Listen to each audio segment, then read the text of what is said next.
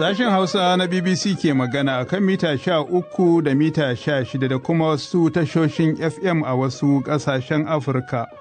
Masu sauraro Ahmad Abba Abdullahi ke muku sallama shirinmu na uku daidai agogon Najeriya, Nijar, Kamaru da Chadi, wato bi daidai kenan agogon GMT da Ghana.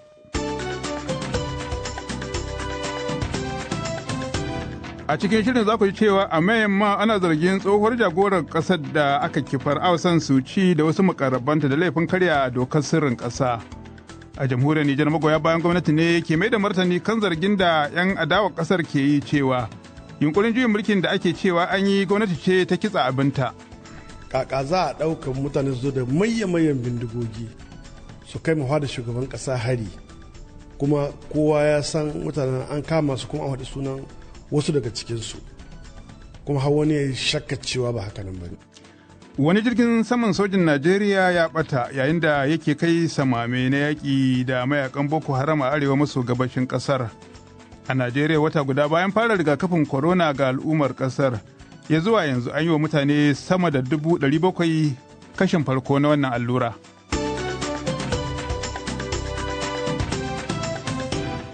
Dukkan waɗannan da ma wasu rahotannin suna nan tafe bayan Umaima Sani Abdulmumin ta karanto cikakkun labaran duniya daga Abuja. Ana tuhumar haɓararriyar shugabar gwamnatin Myanmar Aung San Suu Kyi da wasu ministocinta uku da mai bata shawara ɗan Australia da karya dokar sirrin ƙasa. A makon da ya gabata aka soma tuhumarsu da laifin wanda hukuncin sa ya ƙunshi zaman gidan yarin kusan shekaru 14. But the latest claim that they violated the Official Secrets Act has only now come to light. Wakilar BBC kenan take cewa sai a wannan lokacin ake samun labarin laifin da ake tuhumar ta a kai. Ms. Suu Kyi da mukarrabanta na kuma fuskantar wasu tuhume-tuhumen ciki har da rashawa da kuma mallakar na'ura ko rediyon sadarwa ba bisa ka'ida ba. A kwanan nan ne dai Majalisar Ɗinkin Duniya ta buƙaci iyalan ma'aikatanta su fice daga Myanmar saboda fargabar matsalolin tsaro. Likitoci a asibitocin gwamnatin tarayya sun tsinduma yajin aikin sai baba ta gani a fadin Najeriya kan batun albashi, rashin kayan aiki da na kariya. Sun kuma buƙaci a biya su kuɗaɗen alawus na haɗarin aiki a lokacin annobar corona. Kusan kashi 40 cikin 100 na likitoci a fadin ƙasar sun shiga wannan yajin aiki a yau Alhamis. Asibitoci da dama na fama da rashin gadaje da kayan kula da mara lafiya da magunguna. Mahukunta a kasar sun ce yajin aikin zai haifar da cikas a kokarin da ake na shawo kan annobar, ciki har da shirin yi wa 'yan kasar miliyan 40 allurar corona na AstraZeneca.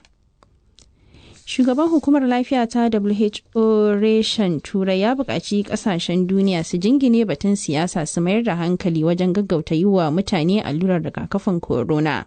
Which means that de facto so if there's a delay in vaccination. Hans Klitschko ne yake cewa ba da rigakafin na tafiyar hawainiya, ya buƙaci a haɓaka yawan rigakafin da ake samarwa da kuma daidaita kasafta rigakafin. WHO ta ce yanayin da ake ciki yanzu haka a yankunan Turai akwai damuwa sama da watannin baya. Ya yi gargaɗin sake yaduwar cutar saboda bukukuwa da hutun Ista da karatuwar watan Ramadan da kuma jita-jita da labaran boke da ake yadawa akan rigakafin annobar. To kuna shan waɗannan labarai ne kai tsaye daga nan sashen Hausa na BBC. Shugaban Jamus Frank Walter Steinmeier ya karbi rigakafin corona na Oxford AstraZeneca yayin da ake kace na ce kan illolin da yake haifarwa. Ya buƙaci sauran al'ummar ƙasar su bi sahunsa wajen karɓar rigakafin na corona. Yana mai cewa hakan shine mafita ta hanyar shawo kan annobar.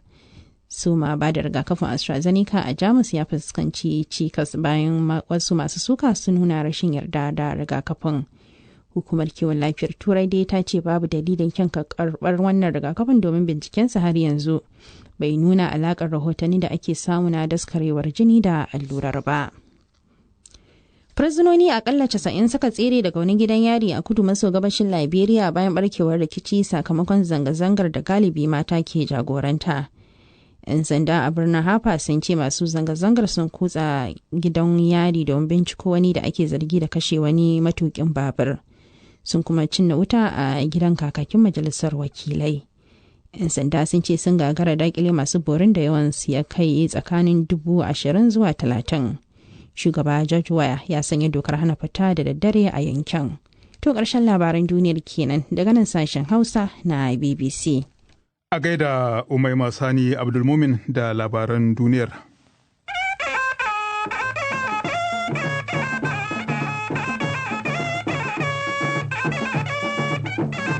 To bari mu faro rahotannin daga Najeriya inda wani jirgin saman sojin ƙasar ya ɓata yayin da yake kai samame na yaƙi da mayakan Boko Haram a arewa maso gabashin ƙasar. Rundunar sojin sama ta Najeriya ta ce ana gudanar da bincike domin gano inda jirgin yake. Ɗazu babban hafsan sojin sama na ƙasar Air Marshal Isiyaka Oladayo Amawo ya garzaya Maiduguri babban birnin jihar Borno domin samun cikakken bayani kan halin da ake ciki da kuma ƙarfafa gwiwar jami'an tsaron. Ga ƙarin bayanin da Isa Khalid ya aiko mana daga Abuja. Rundunar sojin sama ta Najeriya ta ce dama jirgin yana wani aiki ne da aka saba na haɗa ƙarfi da ƙarfe tare da dakarun sojin ƙasa wajen yaƙi da mayakan Boko Haram a jihar Borno a jiya da maraice. A lokacin ne kuma aka daina ganinsa a na'urar lura da tafiyar jirgi aka kuma daina jin ɗuriyarsa. Babu dai tabbaci kan dalilin da ya sa jirgin ya yi ɓatan dabo, sannan babu bayanai game da adadin jami'an soji da ke cikinsa. Hukumomi dai na cewa an fara bincike domin gano inda jirgin yake. A baya dai jiragen saman sojin Najeriya sun fuskanci kalubale daga mayakan Boko Haram waɗanda suka kwashe fiye da shekaru 10 suna tada kayar baya a yankin. Hakanan kuma jiragen sojin saman Najeriya sun fuskanci haɗura a shekarun baya-bayan nan. A cikin watan Fabrairun da ya gabata, wani jirgin saman soji na Najeriya ya yi haɗari a Abuja babban birnin ƙasar, inda dukkanin jami'ai 7 da ke cikinsa suka rasa rayukansu, kuma dama yana kan hanyarsa ta zuwa jihar Niger ne domin taimakawa wajen kubutar da gwamman ɗalibai da 'yan bindiga suka sace. Hakanan kuma a shekara ta 2017 wani jirgin saman soji na Najeriya bisa kuskure ya jefa bam a wani sansanin 'yan gudun hijira na waɗanda rikicin Boko Haram ya raba da muhallansu a garin Ran na jihar Borno, inda ya kashe mutane fiye da 100. Ishaq Khalid, BBC Hausa daga Abuja a Najeriya. To a Najeriya yayin da likitoci masu neman kwarewa suka tsunduma yajin aiki a yau, marasa lafiya na kokawa bisa irin matsanancin halin da suka shiga. Likitoci masu neman kwarewar a Najeriya na yajin aikin ne saboda gazawar da suka ce gwamnati ta yi na biyan su wasu daga cikin haƙoƙinsu da alawus ɗinsu na cutar corona da kuma wasu bukatunsu da suka gabatar da gwamnatin shekara guda da ta wuce. Daga Kano, abokin aikin Khalifa Shehu Dokaji ya ziyarci asibitin Malam Aminu Kano da ke Kano don ganin halin da ake ciki a asibitin, ga kuma rahotonsa. A duk sanda ka shigo asibitin Malam Aminu Kano akan samu cinkoso tare da tururuwar mutane, musamman ɗakin duba marasa lafiya na gaggawa wato ɓangaren emergency. A sai dai babu wasu marasa lafiya da suka zo daga wajen asibitin don neman magani sakamakon yajin aikin da likitoci masu neman kwarewa suka shiga. Nan ina cikin ɗaya daga ɗakuna manya da ake ajiye maza marasa lafiya da ke cikin asibitin Malam Aminu Kano. Kafin likitoci masu neman kwarewa su tafi yajin aiki akan samu marasa lafiya da dama a kwance, sannan kuma likitoci kan zagaya domin duba waɗanda suke kwance a wannan asibiti. Amma sai dai saɓanin a yau da suka tafi wannan yajin aiki, mafi akasarin waɗanda suke kwance a wannan waje na kokawa da karancin kulawa daga likitoci. Ga dai abin da wasu daga cikinsu suka shaida min. Sunana Abdulmalik, ciwon shuga ne. Akwai sauyi saboda yau ba a duba ni ba da safen nan. Amma dai na sha magunguna da sauki alhamdulillah. A samu a daidaita su da saboda da yawa za a sha wahala. Yanzu ka fara shan wahala ke? Wallahi. Yawo alasan typhoid ne ya kani. Gacin kan gaskiya sun kula da ni sosai, amma yau gaskiya babu. Ciki na yanzu ya kumbura haka, sai kuma gadon bayana haka. Deborah Ibrahim na daga cikin marasa lafiya mata da ke kwance a wannan asibiti. Ta ce tun safe take fama da matsanancin ciwon kai, amma babu yadda ta iya. Ga yajin aiki ya hana likita zuwa ya duba ta kamar kullum yadda ya saba. Daga ciwon kai na fara ciwo na. Ciwon kai ya kama ni, ina taimin ciwo. Aka ɗauko ni, na ji wani abu yoyoyoyo a kaina. Daga nan shi ke nan samun ciwo na. Likita bai zo ba, na samu sauyi sosai. Ciwon kan ya kuma dama haka kwalo. He taimun kwalo. Hauwa Muhammad Abdullahi ta ce mai magana da yawun asibitin na Malam Aminu Kano, ta ce sakamakon yajin aikin da likitocin suka shiga, akwai manya da kuma kwararrun likitoci da za su ci gaba da duba marasa lafiya har zuwa sanda za a janye yajin aikin. Sai dai ta ce har ka yanzu ba sallami ko da mara lafiya ɗaya ba. har yanzu dai ba a fara ma sallaman marasa lafiya daga asibiti ba, ko mutum ɗaya ba a sallama ba. Su manya-manyan likitoci waɗanda ake kiransu consultant for now su ne za su fara duba marasa lafiya, za a ci gaba da kulawa da su, ba za a fara sallaman marasa lafiya ba sai an ga yadda hali ya yi. To sai da bangaren kungiyar likitoci masu neman kwarewa reshen asibitin na Malam Aminu Kano ta ce ya kamata al'umma su tausaya musu saboda haƙƙinsu suke nema, duk da suna sane da halin matsi da yajin aikin da suka shiga ya jefa marasa lafiya. Dr. Mujahid Muhammad Hassan shine shugaban kungiyar likitoci masu neman kwarewa a asibitin na Malam Aminu da ke Kano. Ba son ranmu bane mu shiga yajin aikin nan ba, ya kamata a ce sun samu sun kula da mu dukanmu. Kaga yawancin mu wanda suka ga ba su iya juya wannan sun bar ƙasa, al'umma ita kanta yanzu muna roƙon su ma su tausaya mana. A yanzu fatan masu jiya da sauran al'umma shine a samu daidaito tsakanin likitoci da bangaren gwamnati domin ci gaba da duba lafiyarsu.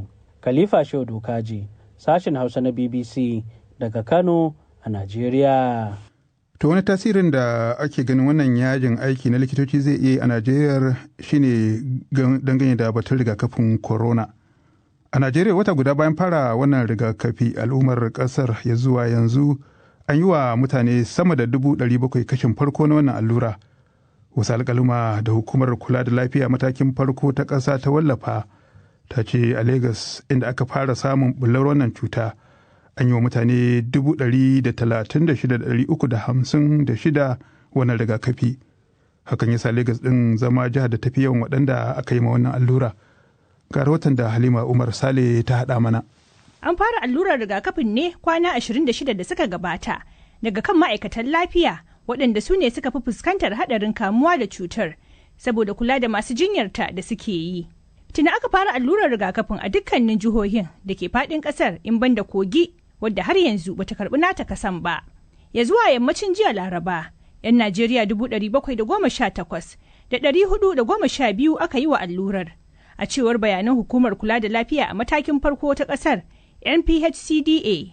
Bayanan sun ce jihar Legas wadda ta kasance cibiyar da cutar ta fi kamari a Najeriya ta yi wa mutum 136,356 rigakafin, abin da ya sa ta zama wacce ta fi kowace a ƙasar.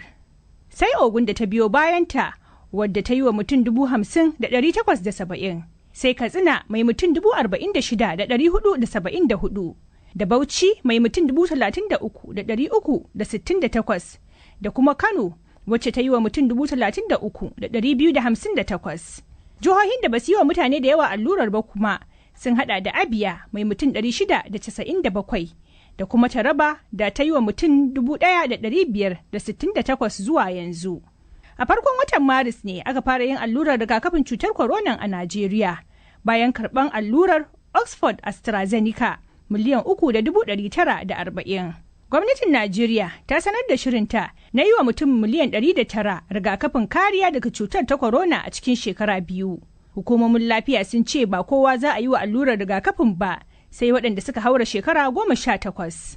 Halima Umar Sale, BBC Hausa a Abuja, Najeriya.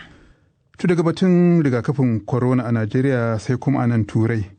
Hukumar Lafiya ta Duniya WHO ta soki lamirin yadda ake aikin rigakafin corona a nan Turai. Tana mai cewa yana matuƙar tafiyar hawainiyar da ba za a lamunta ba. Hukumar ta WHO ta kuma ce yanayin da aka shiga na ƙarin damuwa ne idan kwatanta da watannin baya. Ga rahoton da Sani Ma'azu Kacako ya haɗa mana.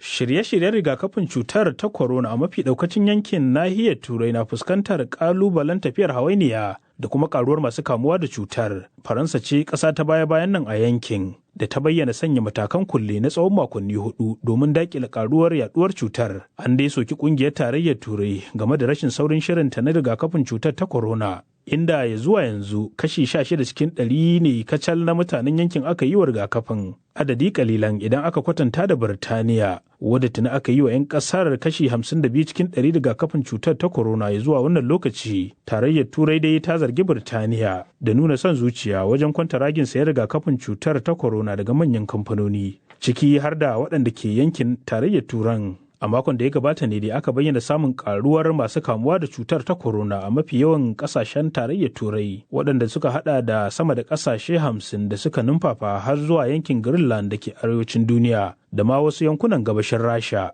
Hukumar lafiya ta WHO ta shaida cewa adadin waɗanda aka bayyana sun kamu da cutar a waɗannan yankuna sun kai miliyan 1.600 da kuma kimanin 24,000 da suka mutu. A gaida Sani Ma'azu Kacako da wannan rahoto, yanzu agogonmu yana cewa kusan karfe 3 ne da kwata a Najeriya da Nijar, haka ma yake a nan London. Muna gabatar muku da wannan shiri ne daga nan sashen Hausa na BBC. Za a iya sauraron mu ta intanet a bbchausa.com.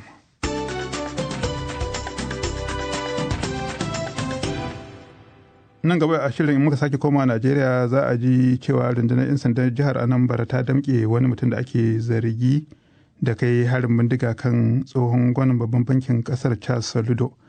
Amma yanzu bari mu nufi jamhuriyar Nijar inda ake ci gaba da mai da martani kan zargin yunkurin juyin mulkin da aka shekaran jiya da dare.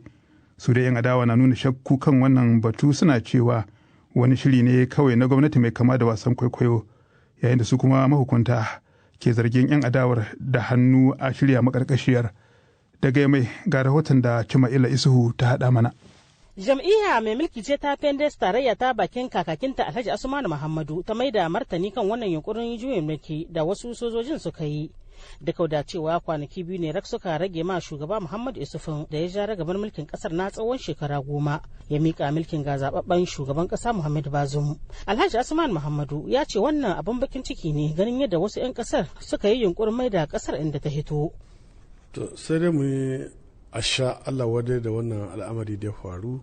Bai kamata ba a ce cikin lokacin da muke ciki inda kasashen duniya gaba ɗaya sun ba da shaida cewa Nijar demokuraɗiyya ta kahu, kuma shugaban ƙasa ya shekara 10 zai sabka ya miƙa mu wani ɗan ƙasa da 'yan ƙasa suka zaɓa, kuma a samu wasu mutane, wasu gungun mutane ba ta gari wanda ke son zakkuwa su wace wannan al'amari.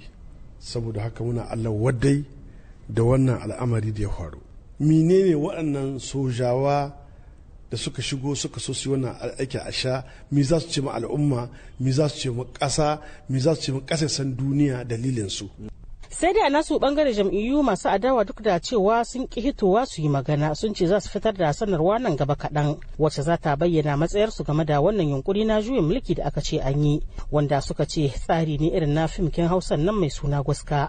In ji wani jigo a adawar da ya ki in naɗi muryar shi ko kuma in bayyana sunan shi, wanda ya ƙara da cewa wata basaja ce kawai gwamnatin ta shirya don taka musu birki ga matakan da suka ɗauka na shirya zanga-zanga har sai an bayyana sakamakon da hito daga runhunan zaɓe kamar yadda ya ce. Sai dai game da wannan zargi Alhaji Asmanu Muhammadu kakakin jam'iyyar ta Pendes tarayya ya ce ba wani wasan kwaikwayo illa ma kawai su 'yan adawa suke zargi da shirya wannan makarkashiya. Kaka za a ɗaukar mutane su zo da mayan bindigogi su kai mawa da shugaban ƙasa hari, kuma kowa ya san mutanen an kama su kuma an haɗu sunan wasu daga cikinsu, kuma har wani ya shakka cewa ba haka nan ba ne. To Alhaji, ganin yadda mutane ba su ji an ce yau ga wani wanda aka ce ya mutu ba ko ya ji ciwo game da wannan yunkurin juyin mulki, shi yasa suke cewa wai wasa ce kawai irin ta filmkin Gwaska aka shirya. Za ku samu labari insha Allahu daga shugabanni waɗanda abun ya shahuwa. Ni a gani na ma ina iya zargin ma 'yan adawa daga ciwon al'amari, saboda ka shugaba Muhammad Usman cewa ya yi za su fara wannan zanga-zanga tun daga ranar Talata, ba za su bari ba sai an ba su 'yancinsu, wani 'yanci, sai an ba su haƙƙinsu, sai an ba su zaɓukan da suka yi. Yanzu haka dai birnin Yamai ya cika ya batse da baki waɗanda suke hitowa daga ko'ina don halartar bikin rantsar da sabon shugaban ƙasar da za a yi goben da zaran Allah ya kai mu. Jama'ila Isufu, BBC Hausa daga Yamai, Jamhuriyar Nijar. To game da batun rantsar da sabon shugaban ƙasar ta Nijar ga wannan saƙo. Ra'ayi riga kowa da irin tasa.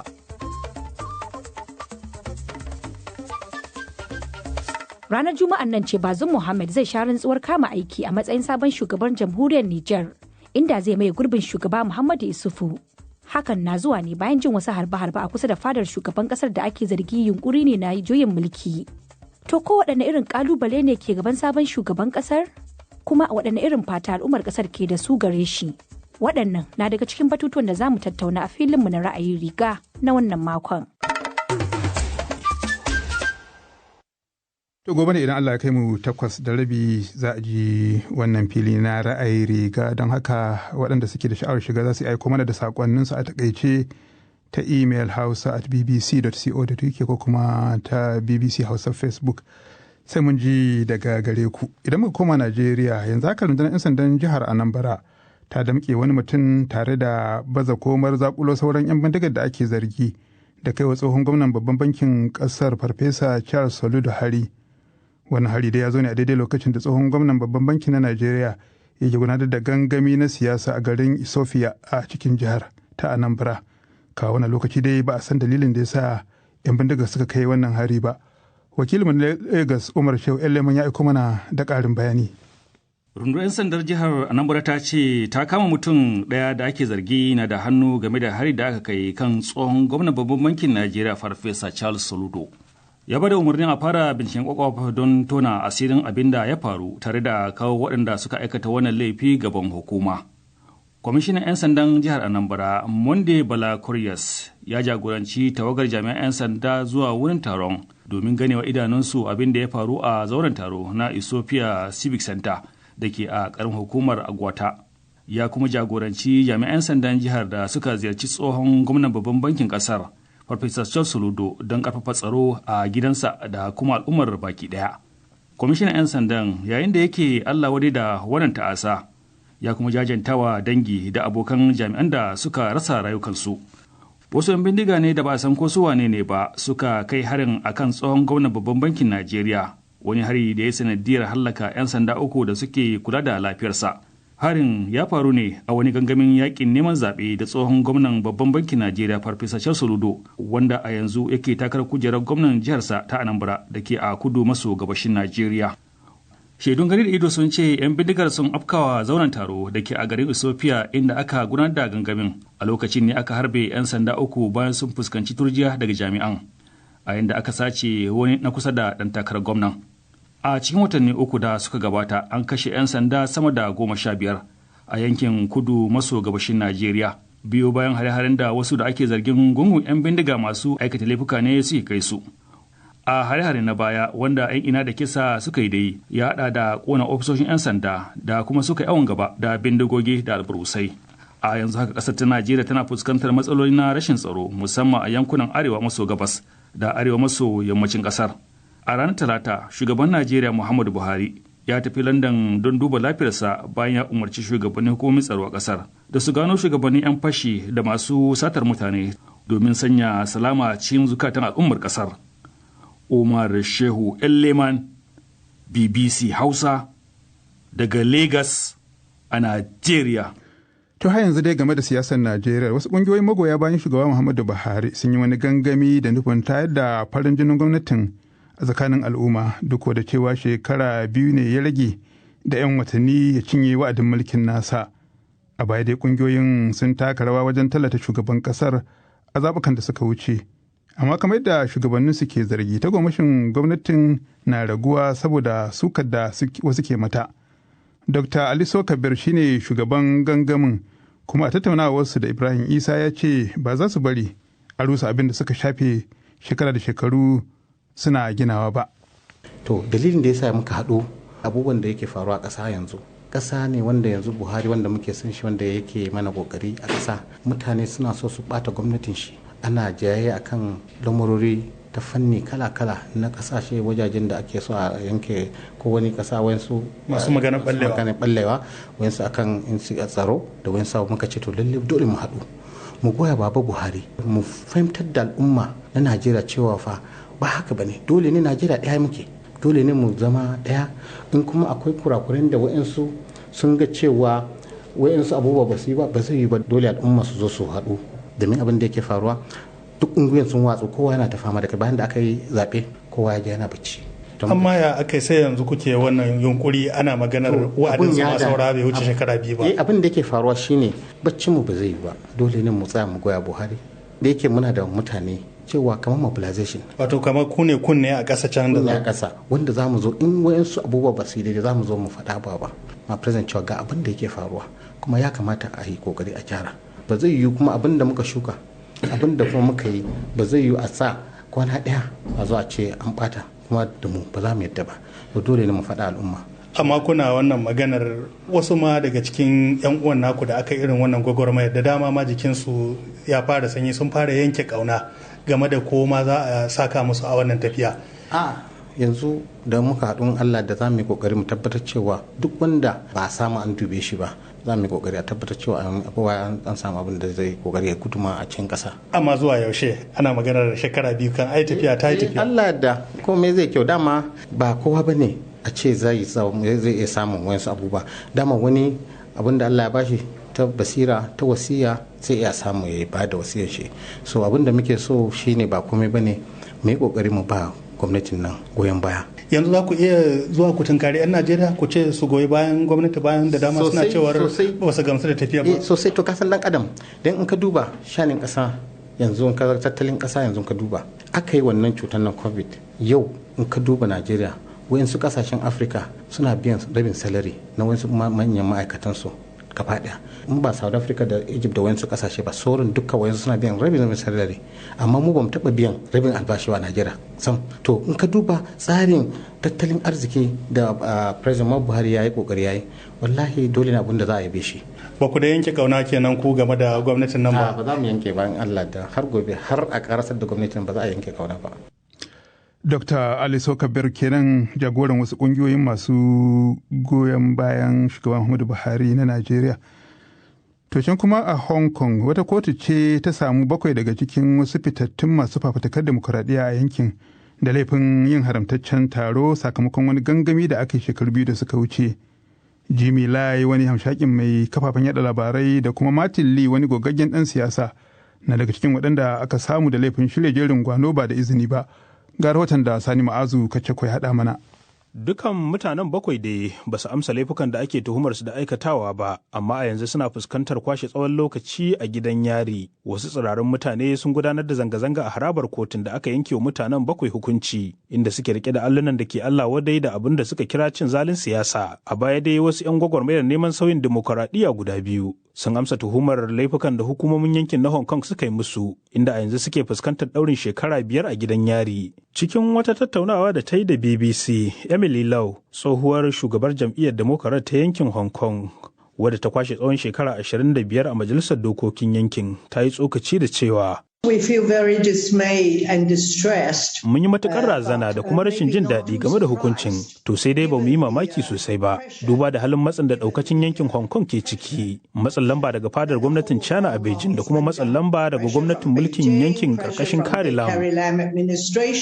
Nan gaba ne dai za a sanya ranar da za a yanke hukuncin tsawon lokacin da mutanen 7 za su kwashe a tsare a gidan yari. Wasu daga cikin mutanen 7 dai na fuskantar ƙarin tuhume-tuhume, ciki har da zargin laifin keta dokar tsaron ƙasa da gwamnatin China ta sanya a yankin na Hong Kong, biyo bayan zanga-zangar gama gari da aka gudanar a yankin cikin shekara ta 2019. Dokar dai ta yi tanadin hukunci mai tsauri, ciki har da ɗaurin lokaci mai tsawo a gidan yari. Guguwar zanga-zangar neman sauyin demokaradiyya da yankin na Hong Kong ya fuskanta ya hassala gwamnatin China a Beijing, wadda ke ci gaba da mayar da martani da matakai masu tsauri da ke take haƙƙi da 'yancin mutanen birnin. A gaida Sani Ma'azu Kacako da wannan rahoto. Cimoriyar damar da kuka samu daga labaran Hausa na BBC. Idan kuna so ku yi nasara, akwai buƙatar ku fahimci rayuwa. Samu karsashi ta hanyar sauraron labarai daga ko'ina a duniya.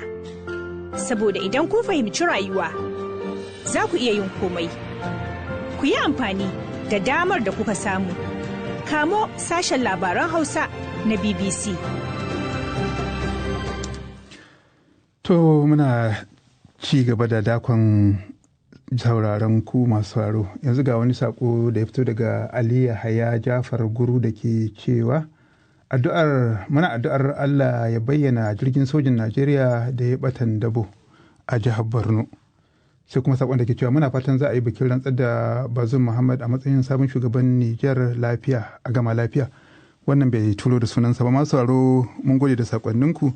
Sai kuma shirin marece 8:30 lokacin da za a ji sabbin labaran duniya da rahotanni daban-daban. Yanzu ko a madadin Mustapha Musa kai ta da haɗa shirin, Ahmad Abba Abdullahi ke cewa mini lafiya daga nan London.